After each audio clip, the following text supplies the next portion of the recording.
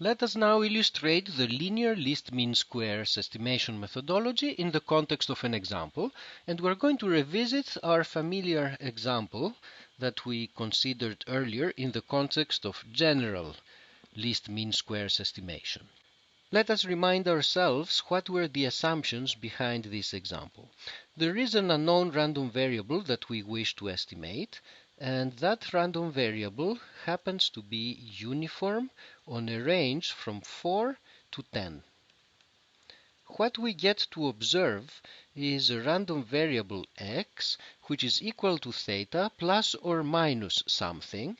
So x is theta plus a noise term, and that noise term can be anything in the range from -1 to +1. Furthermore, the distribution of u is this particular uniform no matter what theta is, so theta and u are independent.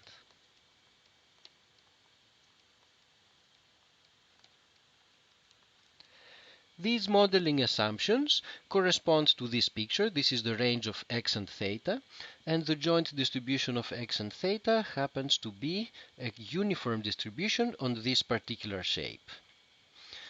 However, we're not really going to use this picture other than for illustration purposes. You could take just this as the formulation of the problem that we're interested in. So now, to develop the form of the optimal linear estimator, all we need to do is to determine the various constants that show up. So let's start with expectations. Theta is uniform from 4 to 10, therefore the expected value is the midpoint, which is equal to 7. U has a symmetric distribution around 0, so its expected value is going to be equal to 0. X is the sum of theta and u, therefore its expected value is the sum of these two expected values and is equal to 7. Let us now look at variances. The variance of a uniform is equal to the square of the length of the interval on which the uniform is distributed, in this case it's 6 squared, divided always by a coefficient of 12. 6 squared is 36, so we obtain 3. The variance of u is determined by a similar formula, except that now we have an interval of length 2, so we obtain 2 squared over 12, and this is 1/3. Now let us look at the variance of x.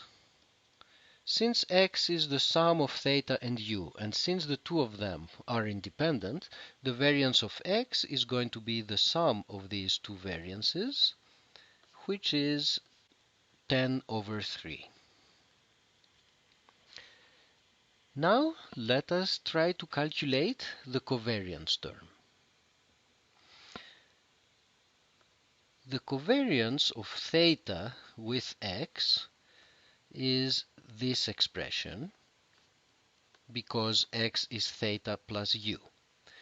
And then using linearity properties of covariances, this is the covariance of theta with itself plus the covariance of theta with u. Now theta and u are independent, so this covariance is equal to 0. The covariance of theta with itself is just the same as the variance, so here we obtain an answer of 3. And so now we have all the pieces of information that we need, and we can proceed and write down the form of the linear estimator. The expected value of theta is 7. Then the covariance of theta with x is 3, divided by the variance, which is 10/3, so this ratio becomes 9/10. And then x minus the expected value of x gives us this term. So this is the form of the optimal linear estimator, and if you wish to plot it, it is a curve of this kind. It is actually interesting to contrast this solution to the shape of the optimal estimator, the least mean squares estimator, or the conditional expectation estimator, which we had found earlier and which corresponds to this particular blue curve. So in some sense, the linear estimator is a pretty good approximation of the optimal nonlinear one. It does the best job that it can do, subject to the constraint that it has to be a linear function. Notice also that this coefficient here is of course positive. This reflects the fact that the two random variables, x and theta, are positively correlated. This should be clear from this diagram. When x increases, theta tends to also increase and vice versa. It's also reflected in the fact that the covariance is a positive number. On the other hand, because this coefficient is 9/10 and not equal to 1, this red line is somewhat slanted in comparison with the orientation of the diagram that we have.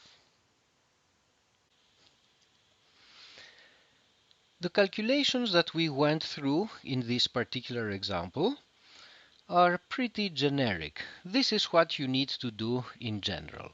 You just look at the random variables involved, you calculate their means, you calculate their variances, then you may have to do some extra work to calculate the covariance of interest, and once you're done, you plug in the numerical values that you have found, and you obtain the form of the linear estimator.